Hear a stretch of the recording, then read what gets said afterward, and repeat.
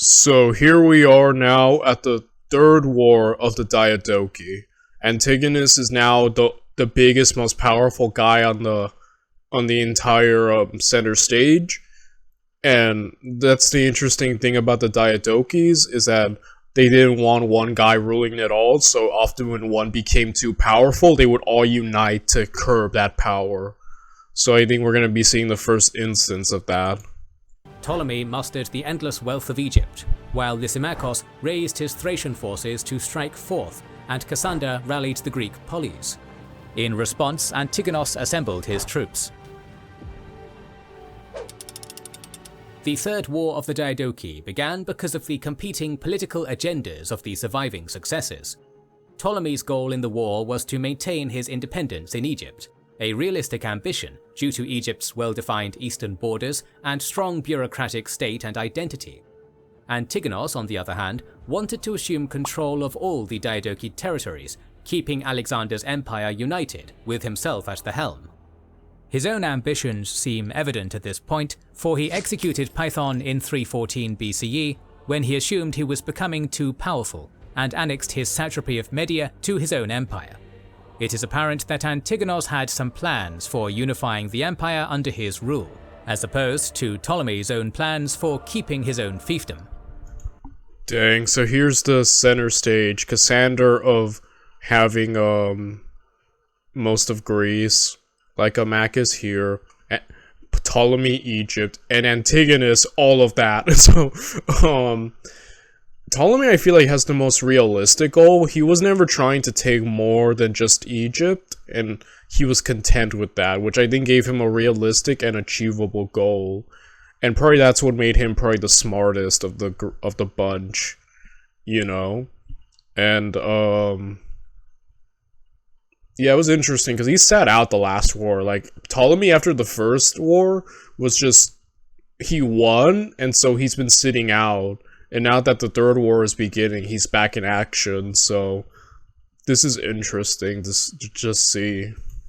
Thus, Antigonus and Ptolemy were almost destined to become enemies. Cassander, meanwhile, had decided to marry Alexander's sister, Thessaloniki, shortly after his murder of Alexander's mother, Olympia. The city of Thessaloniki is the second largest in Greece and has a long and proud history. It was a major Byzantine port for centuries and part of the Serbian and Bulgarian empires for a while. It also had a long and important Sephardic Jewish community in Ottoman times, as well as the early stirrings of the Greek socialist movement. Its patron saint is Demetrios, a local martyr. Olympias. Through his political marriage, Cassander aimed to become Alexander in place of Alexander. Lysimachus's interests were similar to Ptolemy's, in that he wanted to ensure the independence of his territories, which bordered Antigonus. Seleucus's motives are less clear, likely jumping. Seleucus initially had good relations with Antigonus, receiving him in Babylon in 316 BCE. However, Seleucus soon got into arguments with Antigonus' subordinates, prompting the latter to angrily demand the wealth of Babylon. Seleucus refused, and then fled Babylon to Egypt with 50 horsemen to avoid being assassinated. Into the simmering pot of internecine conflict in order to regain his power and influence. Thus, when Seleucus arrived in Egypt and talked to Ptolemy, the two corresponded with the other two Diadochi. As we know, the Seleucid Empire becomes the largest of the Diadochi. So it's interesting, and we do know that the Seleucids and Ptolemies feud. So it's interesting to see. I did not know that there was a point where Seleucid had to be kicked out. He ran, and then him and Ptolemy become an alliance. That adds a whole new dynamic to the rivalry. That's just super cool. In their camp, then sent an ultimatum to Antigonus, demanding that he redistribute the wealth of the empire in Babylon's treasuries and disband his army. These demands, if fulfilled, would essentially result in a new partition of Alexander's empire. Lysimachus demanded Hellespontine Phrygia, Cassander wished for Cappadocia and Lycia, Seleucus ordered the return of Babylon, and Ptolemy asked for Syria. The Diadochi made these demands on the basis that they had been allies against Eumenes and thus deserved a fairer deal. Naturally, the old general refused, declaring war through messengers, and the war began in 315 BCE. While it was Antigonos's enemies who took the political initiative, it was Antigonos who made the first strike of the war by attacking the Near Eastern provinces under Ptolemy's control. This flew in violation of the Triparadisos agreement, which was important for launching any assaults into Asia Minor or Persia. Thus, the Third War began just like the previous ones, with court intrigue across the continents. Antigonos besieged Tyre like Alexander once did, but Ptolemy's navy kept sending aid to the city. As Egypt and Greece's endless navies commanded the seas, Antigonos summoned all the viceroys of Phoenicia and Syria, commanding them to establish 3 shipyards in Byblos, Sidon, and Tripoli to build him a navy of his own to match. He also sent envoys to the island of Cyprus and managed to gain most of its city kingdoms to his. Cyprus was in a unique situation as it had large numbers of both Greek and Phoenician populations dwelling in cities. Kings often held priestly roles as well, and the island was a major bronze and naval hub. The fluctuating politics of these kingdoms, sometimes siding with one king than another, were likely the reason Ptolemy abolished them when he had secured control of the island. Antigonus has the largest landmass and therefore the most resources to raise. I feel like if he played his cards right, he could have the resources at his disposal are invaluable. So I don't know how well he uses them, but yeah. Side. However, the island must have been politically divided, as Seleucus, now admiral for Ptolemy, sailed past him and used Cyprus as a springboard to raid the southern coast of Antigonos's territories in Asia Minor. Moreover, Ptolemy, Cassander, and Lysimachus sponsored a revolt against Antigonos led by Assander, Antigonos's subordinate who commanded Ionia and parts of Asia Minor. To cover this new front, Antigonos chose to send his nephew, ironically named Ptolemy, to deal with Assander. Antigonos also issued promises of freedom to the Greek polis in an attempt to turn them against his opponents. Not to be outdone, Ptolemy also announced a guarantee to the Greek city-states in order to counter Antigonos. Unable to take Tyre without sufficient naval support, Antigonos diverted his campaign to take Gaza and the Levant from Ptolemy before returning to Tyre for a second go at the city. Eventually, Tyre fell to Antigonos. Unfortunately, historical records are scant when it comes to explaining how. After his conquest of Tyre, Antigonos's victories began to compound when the Antigonid Ptolemy sent news of major victories in Asia Minor, which for I like the other Ptolemy that's just there, like the 2 Ptolemies. He has his own Ptolemy to fight this Ptolemy. I don't know, I like that. But yeah, so far these are going sort of well. Like at the beginning there, the rest of the Diadochi were using politics, starting a revolt, etc., raiding here through Seleucus. Like they were jumping Antigonus, but Antigonus seems to be pushing back even harder. Forced Assander to turtle up in his satrapy of Caria. Cassander was having a hard time and wanted to negotiate, as the Freedom Declaration spurred the Peloponnese into revolt alongside Polyperchon. Ptolemy was not standing idly by and sent further naval support. Still, the industrious Phoenicians had built a large armada already, and soon Antigonos's ships had achieved naval supremacy in the Aegean under the navarch Dioscurides. The one-eyed Titan decided to finish his affairs on the northern front, and with his horizon-spanning armies, marched through the Taurus Mountains to Asia Minor and then to Europe, where Lysimachus awaited him. Left to defend the new territories in the Levant was a young man named Demetrios, son of Antigonos and Stratonike. By his side were Python of Agenor and Nearchos, the admiral of Alexander. This was help he would certainly need, as in the southern deserts of the Sinai, Ptolemy and Seleucus were increasingly militant, hoping to break through the sands and burn the enemy. Demetrios positioned himself in Coele, Syria, awaiting an attack from the southern front. Still, Ptolemy took him by surprise when he took some of his ships, broke through the eastern Mediterranean, and then raided the southern front of Asia Minor with his troops. The young Prince of Asia was flabbergasted and turned his troops north to face the Hellenic pharaoh, but Ptolemy returned to the Nile before he could be confronted. There, he and Seleucus discussed their next steps, with the latter convincing the former to use Demetrios' absence in Cilicia to reconquer Coele Syria. To that end, Ptolemy gathered his Egyptian and Macedonian troops and marched into the Sinai Peninsula towards Gaza. Demetrios was advised against fighting the two generals due to their skills in the art of war, but he was determined to protect his father's newfound provinces. Thus he marched through Syria and Judea to meet them in Gaza. I don't know, as we've seen, Ptolemy is really skilled in what he does. Like, Demetrius is a little unproven, I feel. So, he's facing not only against Ptolemy, though, he's facing against Seleucus, another skilled man. I feel like maybe it's a bit arrogant to face them both, but then again, I don't know, I guess we'll see what Demetrios is made of, but, you know, I think it is a little ill-advised to face two great commanders such as them. Have you or your loved ones been Took place in a field between the Besor River and Gaza proper. Ptolemy and Seleucus commanded a sizable force, comprised of 18,000 infantry and 4,000 cavalry. On the other side of the field, Demetrios had 12,500 infantry, 4,400 cavalry, and 43 war elephants. The order of battle was as follows. The Antigonid left had 3,000 cavalry on its left flank, commanded by Demetrios and his advisors. 800 elite Macedonians and 100 elite light Tarentines, known for their javelins, supplemented the left flanks as well. In front of them stood 30 behemoth Indian elephants, with 1,500 light infantry wielding bows in between them.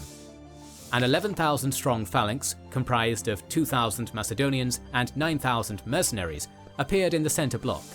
The rest of the elephants, 13 in total, were in the front.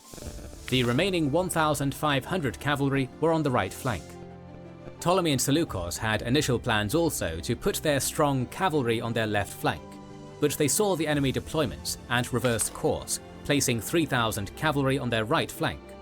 Ptolemy prepared for the brunt of the elephant charge by placing his engineers in front, who layered the field with metal spikes. Next to the spikes were javelin throwers. The center was filled with 18,000 infantrymen. The rest of the cavalry was placed on the left flank, numbering about 1,000 people. The battle began with Demetrios dashing forward at the head of his cavalry in a lightning bolt charge. Seleucus and Ptolemy met the charge head-on with their own mounted units, but in the ensuing clash, their cavalry was beaten back.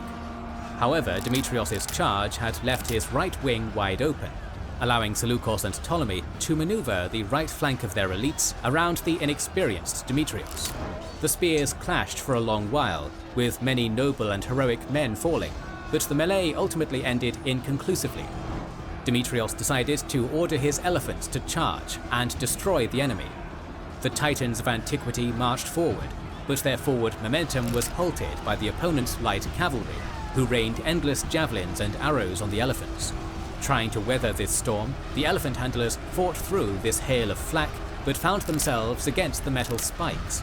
In a tragic end, the elephants were almost all killed or captured, and their handlers were all killed off.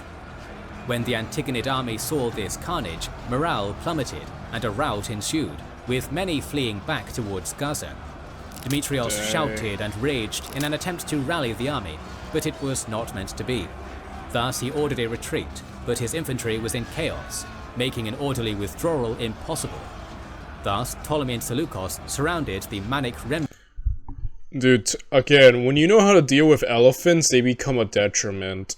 Like, yeah, they're all spamming elephants, but again, as we've seen, it's easy to startle or stop an elephant once you're familiar with them, and they usually end up breaking or falling back into your own troops, so I feel like they're good for shock once in a while, and when you're dealing with enemies not too familiar with them, but once you're actually facing people who've tangled with them, it becomes sort of a...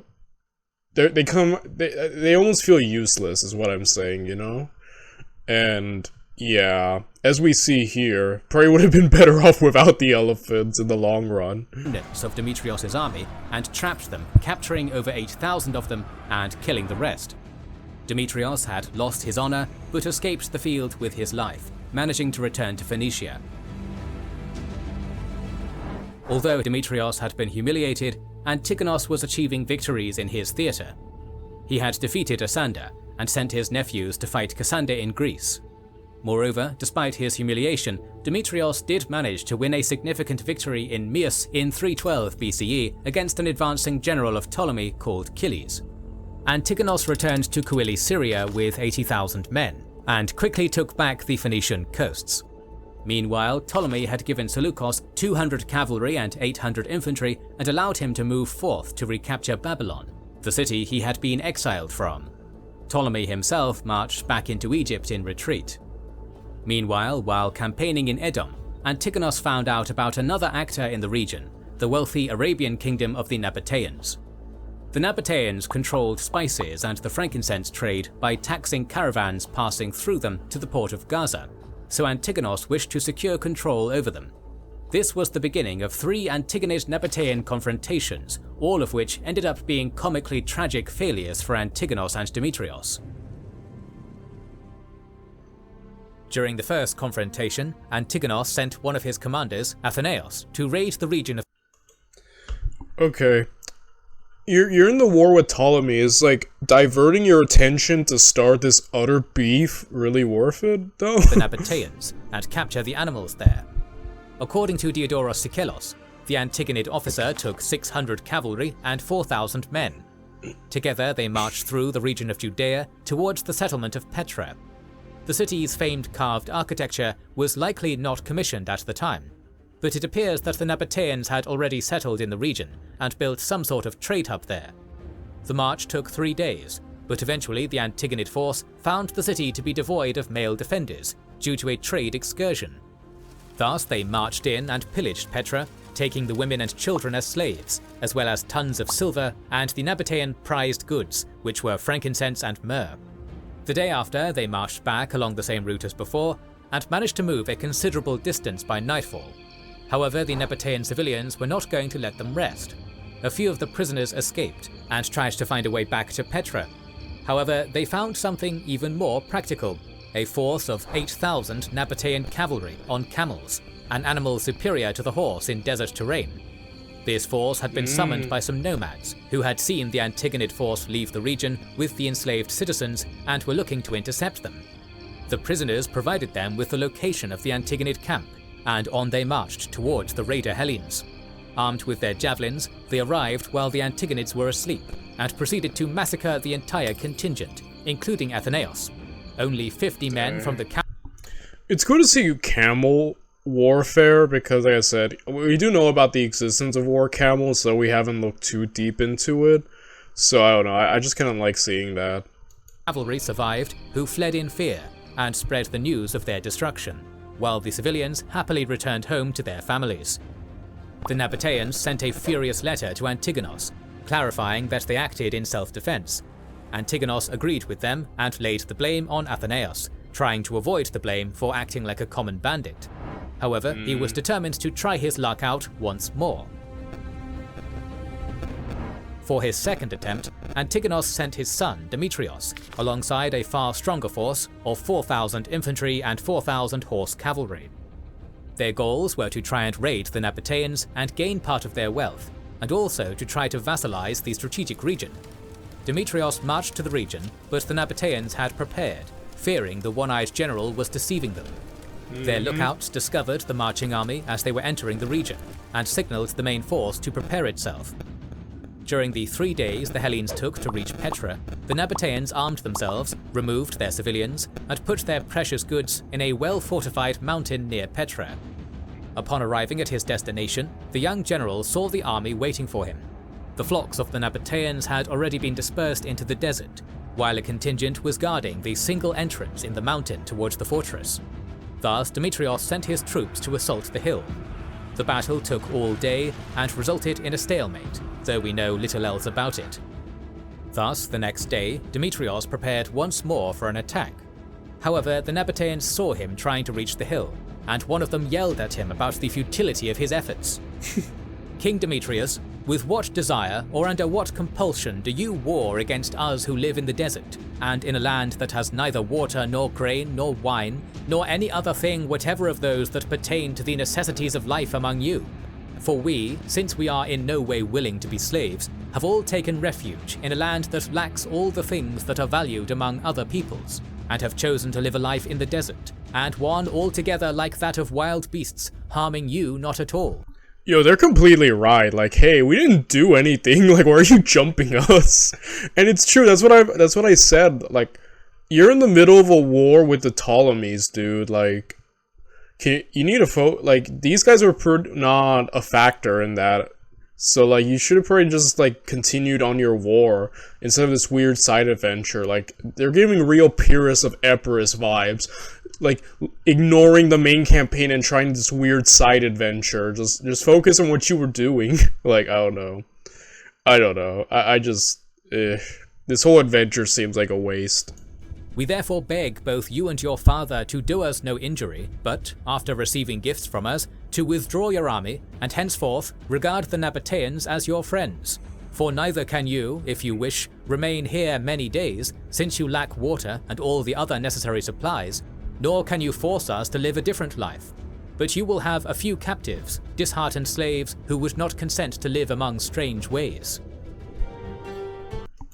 Yo, they're spinning facts. I kind of like the Nabateans. Like, they're just telling it as it is. I kind of like this group. This, according to Diadochi, is what caused Demetrios to withdraw and seek negotiations. The Nabateans negotiated an exchange, in which some of their wealth would be given as tribute, as well as some of the elderly as hostages. Demetrios agreed to these demands, and then withdrew back from whence he came. However, this was not the end of his presence in Arabia. Demetrios set up camp by the Dead Sea. Notorious for being so salty, it almost allows one to float on the surface of the lake. There, he took some anthropological notes on the bitumen industry of the local Nabateans, something that is described in detail by Diadochi. He also sent reports to his father on both the industry and how it would be profitable, and on his deal with the Nabateans. Antigonos, who still wished to subdue the region, criticized his son for this deal, saying that he had emboldened the locals by allowing them to go unpunished for their supposed insolence. Dude, no, I think Demetrius saw the smarter opportunity. He listened to reason and sees a potential relationship with them. Like, through diplomacy, not conquest. I'm with Demetrius on this one. Antigonus is trying to be conqueror, but like, dude, nah. Thus, Demetrios sent the commander and historian, Hieronymus, who served as a source for Diadochi, to try and raid the bitumen outposts of the Nabateans. We know little of what transpired, but according to Diadochi, the Nabateans organized themselves in amphibious guerrilla formations. They took rafts, and a contingent of 6,000 men sailed towards the expeditionary force in the Dead Sea, and, using arrows, killed almost the entire enemy force. This was the final confrontation. Antigonos by now had to worry about the upper satrapies and the Seleucid threat, so he decided to withdraw from the region. While they gained some valuable resources, they were ultimately forced to leave the stubbornly defiant Nabateans alone. Antigonos would have attacked the Nabateans further, but found himself having to relocate his military resources, for the conflict with his Diadochi rivals was soon to become a three-front war, as Seleucus advanced upon Babylon. Fast-track your career path with short... Seleucus advanced upon Babylon. Seleucus and his 1,000 troops were marching east through Syria when they were joined by 1,000 more soldiers from... Okay, Haran was known for its astrological and astronomical knowledge, and in fact was well known even in the Islamic world. They may even have been considered one of the groups corresponding to the mysterious Sabians in the Quran. They likely worshipped deities as stars. Carre, the city of astrologers. He arrived in Babylon in May to find the city gates open to him, likely due to the good relations he had cultivated with the city's elites. The general must have been gleeful at this reception, but his mood soured when he turned to the citadel and saw that Antigonid loyalists were barricaded inside. Thus, he and his troops blocked the citadel and initiated a siege. Seleucus cut off water in the city and then constructed a dam on the Euphrates River, which ran through the citadel. The Antigonid loyalists continued to resist, and thus Seleucus ordered the dam destroyed. A massive tidal wave crashed into the walls, smashing them apart. The citizens of Babylon must have been shocked at the titanic move, and after some small pockets of resistance were snuffed out, the Antagonists surrendered. Seleucus was finally ruler of Babylon, and by extension, the heart of the Persian Empire.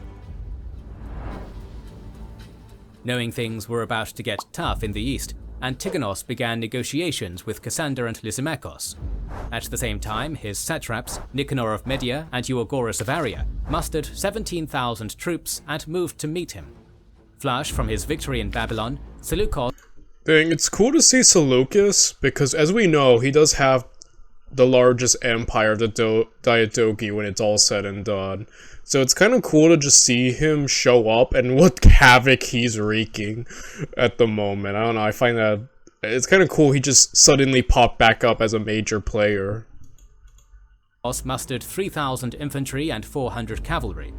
They moved into the marshes of the Tigris to intercept these two satraps before they could link up with Antigonos. When Nicanor and Euagoras arrived on the banks of the Tigris, they were unaware that Seleucus was still around. He thus ordered his men to camp for the night. Seleucus waited until nightfall, then pounced like a tiger upon Nicanor's poorly guarded stockade, engaging in a mass slaughter. Euagoras was killed in the commotion, causing the Persians under his command to change allegiances. Nicanor fled with a few remaining allies, leaving Seleucus to take over Media and Elam. While the havoc in the Orient was occurring, Holy crap. Seleucus, man. Back from the dead. Like I said, he just popped back up major player. Like, that's amazing. Antigonos was busy with negotiations. Ptolemy was brought into the discussions with the other Diadochi, resulting in the conclusion of a treaty known as the Peace of the Dynasts. Per its terms, Cassander received Macedon and Thessaly, and was permitted to put garrisons in Greek cities, which were now seen as independent by all kings. Lysimachus continued to own Thrace, while Ptolemy consolidated control over Cyprus and Egypt. Antigonos was left with the rest, but his core of control was centered around Phoenicia, Asia Minor, and Syria. It was also agreed that Alexander IV, son of Roshanak and Alexander III, would take over once he came of age. However, seeing the son of the great conqueror as a threat to his rule, Cassander decided to act, ordering him discreetly slain and his body hidden. Thus passed the son of Alexander, grandson of Philip, and the last king of the Argead dynasty, which had ruled Macedonia for centuries. Roshanak perished as well in a foreign land. This tragic and unceremonious end is a testament to the brutality of Hellenistic politics. It's true. Brutal world, man. Just a brutal world, and it, like, sucks. Like, I could not survive in this world. That sucks, you know? And, yeah, Cassander, yeah, a real piece of work. But then again, he did probably what anyone else might have done, but still, like, man. Cassander did not announce the deaths of Roshanak and Alexander IV publicly, fearing retribution, and thus continued to claim to rule as regent on behalf of Alexander's bloodline, rather than as a usurper king who had snuffed it out. One man was excluded from the Peace of the Dynasts, Seleucus, who now had taken the title Nicator, or the Victorious. He had now taken Aria and Persia, with only really Sogdiana and Bactria being free of his control. The Third War of the Diadochi. Crap, Seleucus just showed up and took so much. Antigonus had, like, basically the world at his disposal. And yeah, a lot of errors. So these are the new maps drawn, right? Insane. Diadochi was finally over, but the balance of power between the former generals of Alexander remained incredibly tense. Antigonos was determined to conquer the east once more, while Seleucus was spreading rumors that Alexander had appeared to him in a dream and had proclaimed him to be king. The sabers were rattled, and Antigonos began preparations to retake Babylon. War was coming once more, and the ancient Fertile Crescent would be its battleground. Before we get into the meat of the Babylonian War, we must... Okay, so I was debating, but it seems like the Babylonian War is its own thing, so I'm probably just gonna make that its own video. I'll stop the video here, and tomorrow we'll cover the full Babylonian Wars. So until then, bye everyone.